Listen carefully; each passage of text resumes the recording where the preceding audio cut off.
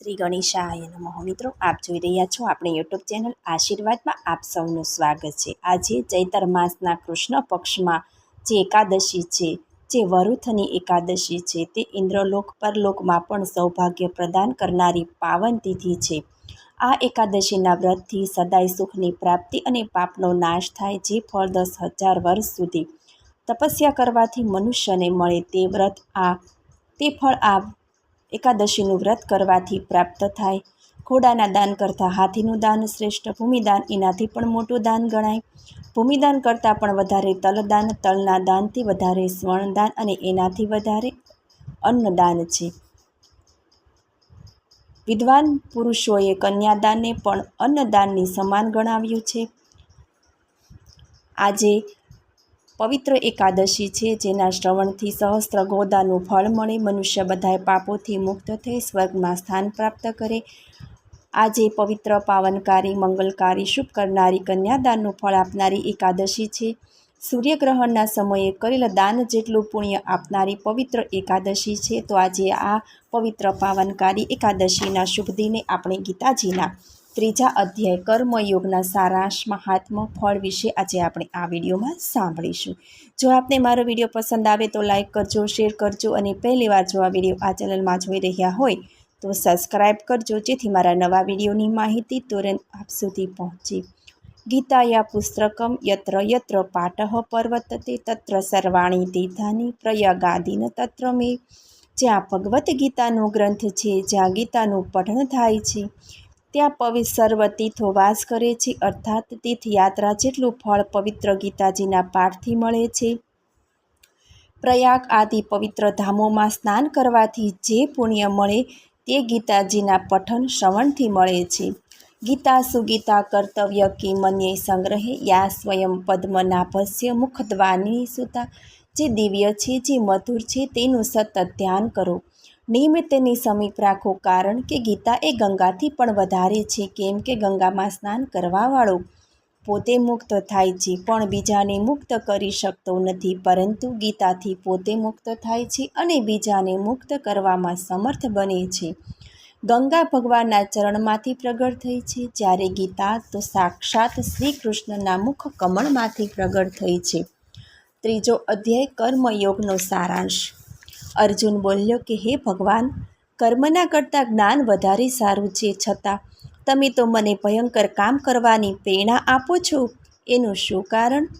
ભગવાન બોલ્યા, હે અર્જુન, આમ તો દરેક માણસે કામ તો કરવું જ પડે. કોઈ પણ માણસ એક ક્ષણ પણ કામ વગર રહી શકે નહીં. અનાજથી પ્રાણી જન્મે, વરસાદથી અન્ન પાકે અને યજ્ઞ કરવાથી વરસાદ થાય. યજ્ઞ કરવા માટે કર્મ કરવું પડે. પોતાની અંદર જ સંતોષ માનનાર માણસે કશું જ કામ કરવાનું બાકી રહેતું નથી. કોઈ પણ આકાંક્ષા વગર કામ કરે તેને મોક્ષ મળે જ. સજ્જનો જેવું વર્તન કરે તેવું બીજા લોકો એનું અનુકરણ કરે છે, એટલે હંમેશા સારું જ વર્તન કરવું જોઈએ.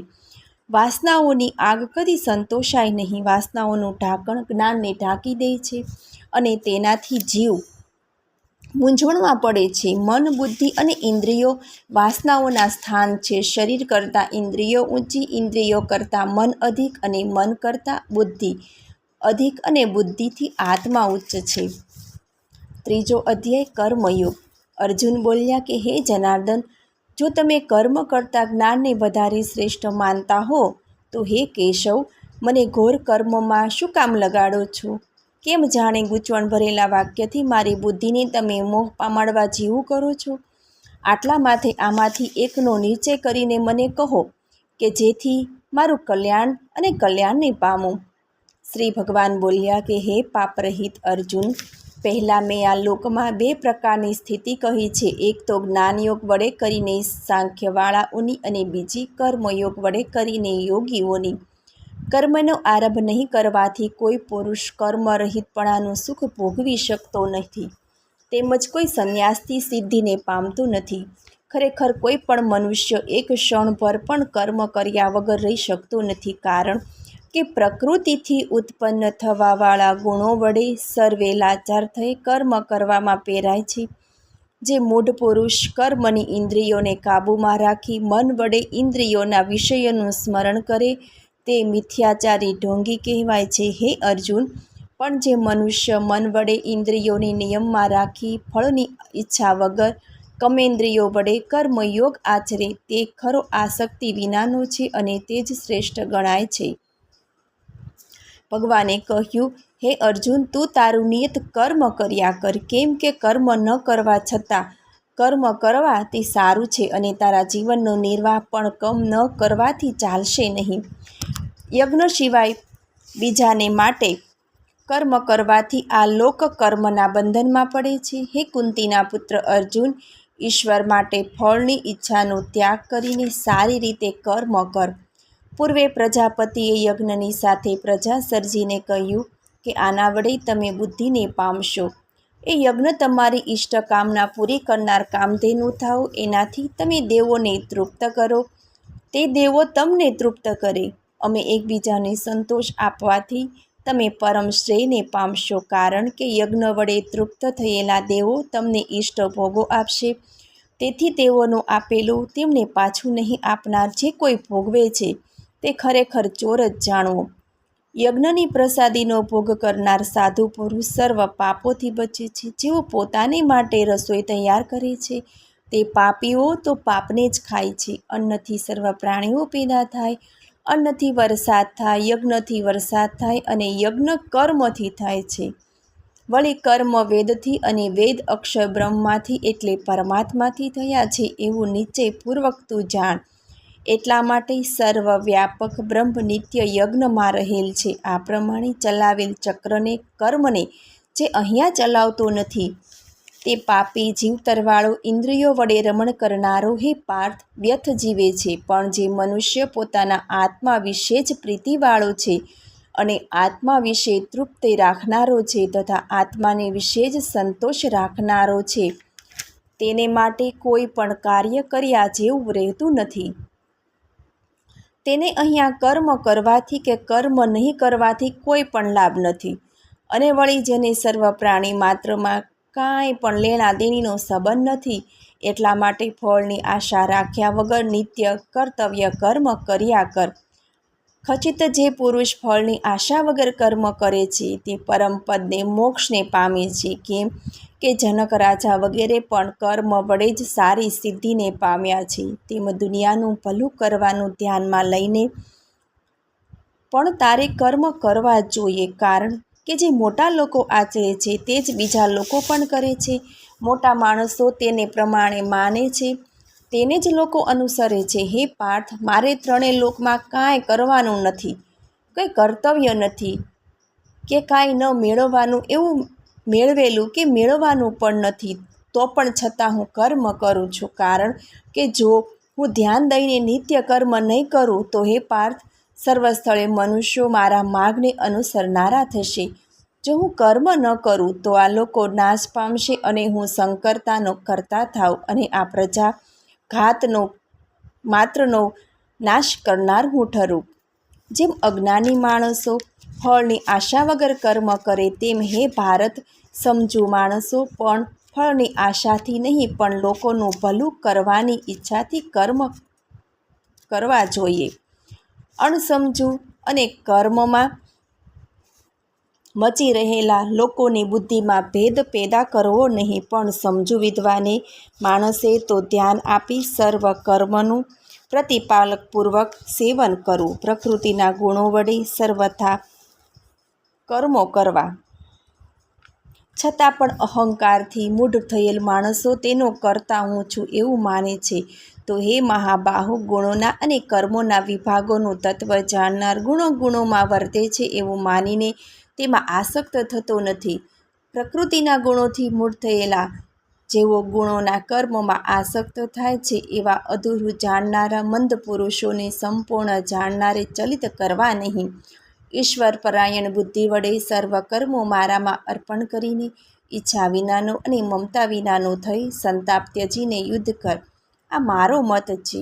જે શ્રદ્ધાવાળા અને ઈર્ષા વગરના મનુષ્યો નિત્ય અનુસરે છે તેઓ પણ કર્મના દોષથી મુક્ત થાય છે. પણ જે અદેખાઓ મારા મતને અનુસરતા નથી તે સર્વ પ્રકારના જ્ઞાન વિમુખ બનેલાઓને અવિવેકને લઈને નાશ પામેલા જાણ.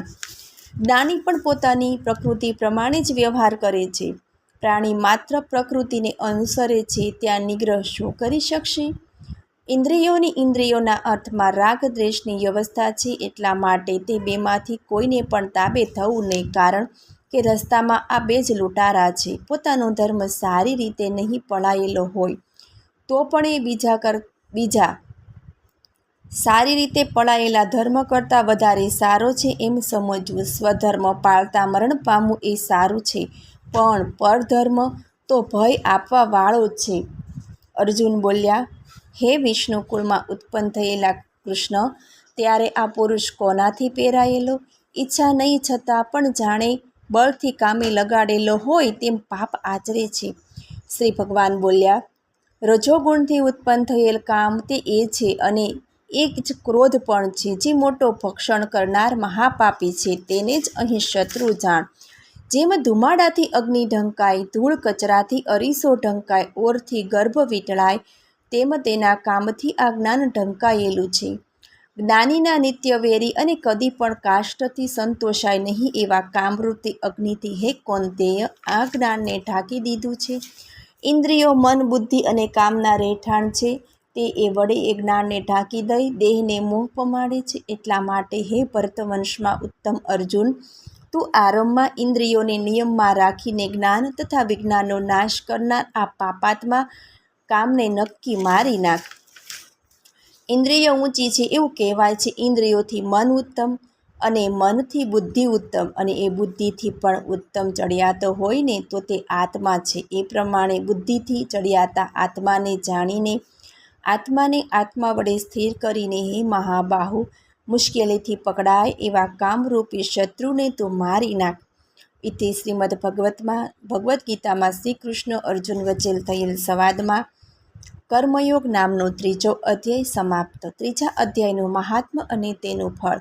માત્ર ધન મેળવવા માટે જે માણસ વેદ શાસ્ત્ર વગેરેનો અભ્યાસ કરે તે માણસને ધર્મમાં ક્યારેય શ્રદ્ધા ઉત્પન્ન ન થાય. એક જડબુદ્ધિ નામનો બ્રાહ્મણ પણ આવો જ. પોતાના જ્ઞાનનો ઉપયોગ કરી એણે ઘણું ધન ભેગું કરેલું. ધન આવે એટલે મોહ અને અભિમાન પણ આવે. આથી અનેક ખોટી સોબતો અને વ્યસનો પણ આવે. જડબુદ્ધિ બ્રાહ્મણ ખોટી સોબતમાં અનેક વ્યસનો કરતો, વળી વ્યાભિચાર અને ખૂન જેવા કાર્યો પણ એના હાથે થતા. ગામના માણસો આ ક્રોધથી ડરતા. એમને કોઈ કાંઈ કહી શકતું નહીં. હવે એના કાર્યમાં એણે ઘણું ખરું ધન વાપરી નાખ્યું. જાણે પોતાનું ધન ખલાસ થઈ ગયું ત્યારે લોકોને લૂંટીને પણ ધન મેળવવા લાગ્યું. જડબુદ્ધિ બ્રાહ્મણ પાસે ઘણો પૈસો છે એવી ખબર પડવાથી એક રાતે કેટલા ગુંડાઓ તેના ઘરમાં પેસી અને મારી નાખ્યો. એની મિલકત લઈ નાસી ગયા. પોતાના ખરાબ આચરણને કારણે જડબુદ્ધિ બ્રાહ્મણ મરણ પામ્યો. પછી અવગત્યો થયો અને પ્રેતના સ્વરૂપે પોતાના ઘરમાં જ ભટકવા લાગ્યો. પરદેશ ગયેલો જડબુદ્ધિ બ્રાહ્મણનો દીકરો જ્યારે ઘેર પાછો આવ્યો ત્યારે તેની માતાએ સઘળી વાત કરી. પોતાના પિતાની સદગતિ માટે દીકરાએ એની પાછળ ઘણી ક્રિયાઓ કરી, ઘણા દાન પુણ્ય કર્યા. આમ છતાં જડબુદ્ધિ બ્રાહ્મણનો ઉદ્ધાર ન થયો. દીકરો ઘણો મૂંઝાયો, પણ એને પોતાના પિતાની સદગતિ કરવાનો કોઈ ઉપાય ન જડ્યો. એવામાં એક દિવસ તેનો મિત્ર એને ઘેર થોડા દિવસ માટે આવ્યો. રાત્રે જમી બંને મિત્રોએ ઘણી વાતો કરી અને પછી સૂઈ ગયા. સવારમાં ઉઠીને બંને મિત્રોએ સ્નાન વગેરે કરી પોતાના નિત્ય કર્મ કર્યા. પેલો મિત્ર દરરોજ નિત્ય કર્મમાં સંધ્યા વંદના કર્યા પછી શ્રીમદ ભગવદ્ ગીતાના 3જા અધ્યાયનો પાઠ કરતો હતો. તેથી અહીં પણ તેણે મોટા અવાજથી ગીતાજીના 3જા અધ્યાયનો પાઠ કર્યો. ગીતાજીના 3જા અધ્યાયનો પાઠ થતો હતો એ સમયે એક કૌતિક થયું. મિત્રનો પાઠ પૂરો થયો તે જ સમયે એક ઘણી શોભાવાળું દિવ્ય વિમાન ત્યાં આવ્યું અને તેમાંથી 2 દેવદૂતો બહાર આવ્યા. પ્રેત યોનિમાં રહેલા જડબુદ્ધિને તેઓએ ઉત્તમ દેહ આપ્યો અને મોટા સત્કાર સાથે વિમાનમાં બેસાડ્યો. આ ચમત્કારથી જડબુદ્ધિનો દીકરો નવાઈમાં ડૂબી ગયો. એણે કહ્યું તેના પિતાને પૂછ્યું. ત્યારે પિતા જડબુદ્ધિને પૂછ્યું કે હે પિતાજી, તમારે આમ એકાએક સદગતિ કેવી રીતે થઈ ગઈ? મેં તો તમારા માટે આજ દિન સુધી ઘણી દાન કર્યું, છતાં આપની સદગતિ થઈ નહીં. માટે મારી આ જિજ્ઞાસાનો આપ ઉત્તર આપો. એ સમયે જડબુદ્ધિને લેવા આવેલા દેવદૂતોએ કહ્યું, હે વત્સ, આજે તારા મિત્રે ગીતાજીના 3જા અધ્યાયનો પાઠ કર્યો. તારા પિતાએ એક ધ્યાનથી એનું શ્રવણ કર્યું, તેથી એનો ઉદ્ધાર થયો. આમ કહીને તરત જ એ દેવદૂતો જળબુદ્ધિને લઈને વિમાન સાથે ઉપડી ગયા. જળબુદ્ધિના પુત્રે તે જ દિવસથી દરરોજ ત્રીજા અધ્યાયનો પાઠ શરૂ કર્યો. તેના જે પૂર્વજો નર્ક ભોગવતા હતા તે બધાનો મોક્ષ થયો. તે બંને મિત્રોને પણ અંતકાળ પછી ઉત્તમ ગતિની પ્રાપ્તિ થઈ. મનુષ્ય જો શ્રીમદ્ ભગવદ્ ગીતાનું થોડુંક પણ પઠન અને પાઠન કરે તો તેને એમાંથી ઉદ્ધાર માટેના બહુ જ સંતોષકારક ઉપાયો મળી રહે છે. તમેવ માતા ચ પિતા તમેવ તમેવ બંધુ સસખા તમેવ તમેવ વિદ્યા દ્રવિણમ તમેવ સર્વ મમ દેવ દેવ. હે દેવોના દેવ, મારે માટે માતા પણ આપજો અને પિતા પણ આપજો, બંધુ પણ આપજો અને મિત્ર પણ આપજો, વિદ્યા પણ આપજો અને દ્રવ્ય પણ આપજો. આપ મારા એકમાત્ર સર્વસ્વ છો. આપને મારા નમસ્કાર હો. મને સાંભળવા બદલ ધન્યવાદ. જો આપને મારો વિડીયો પસંદ આવે તો લાઈક કરજો, શેર કરજો અને પહેલીવાર જો આ વિડીયો આ ચેનલમાં જોઈ રહ્યા હોય તો સબસ્ક્રાઈબ કરજો, જેથી મારા નવા વિડીયોની માહિતી તુરંત આપ સુધી પહોંચે. ધન્યવાદ. જય શ્રી કૃષ્ણ.